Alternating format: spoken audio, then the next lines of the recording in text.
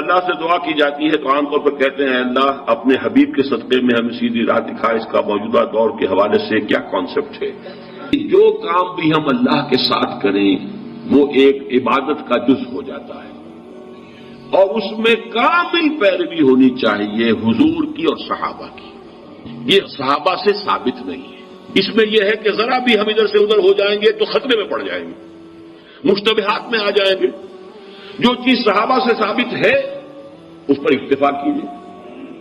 کیا وہ ان پہ کوئی محرومیت تھی کسی شے کی وجہ سے، کم رہ گئے کہیں؟ اصل میں ہم ان چیزوں میں جو کوئی بڑھاتے چلے جاتے ہیں اس سے پھر گمراہی کے، اگر شروع میں وہ گمراہی نہیں بھی ہوتی تو گمراہی کا احتمال اور گمراہی کا امکان ہو جاتا ہے۔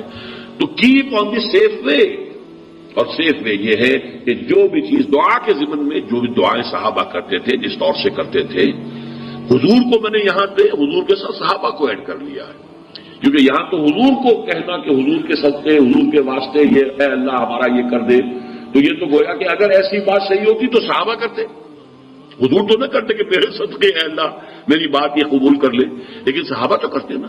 لیکن یہ کہ یہ چیزیں ثابت نہیں ہیں، بس یہ دلیل میرے نزدیک اصل ہے۔ اب آپ اس پر عقلی دلیل لائیں نقلی دلیل لائیں، اس کا کوئی فائدہ نہیں۔ پہلے اصول طے کروا لیجئے، ما انا علیہ واصحابی، دین وہ ہے جو حضور کے طرز عمل سے اور حضور کے صحابہ کے طرز عمل سے ثابت ہو جائے۔ اس اصول کو جتنا پختہ کر لیں گے پھر اس کے حوالے سے بھائی لاؤ ثبوت لاؤ، بس ٹھیک ہے۔ آگے کی بات، کسی بزرگ کی بات، کسی صوفی کی بات، کسی ولی کی بات، کوئی شے دلیل نہیں ہے دین میں۔ کسی دلیل کسی دینی بات کی مزید وضاحت کے لیے کوئی شے ہو یا سائنس کی بات ہو، اس کا کوئی ثبوت حدیث سے ثابت ہونا ضروری نہیں ہے، حضور سائنس پڑھانے نہیں آئے تھے۔ وہ فلسفے کا مسئلہ ہو، دین کی بات، عقیدے کی بات، عبادت کی بات، اور دعا جو ہے وہ خل عبادت ہے، عبادت کا جوہر ہے، اس میں یہ ہے کہ ما انا علیہ واصحابی۔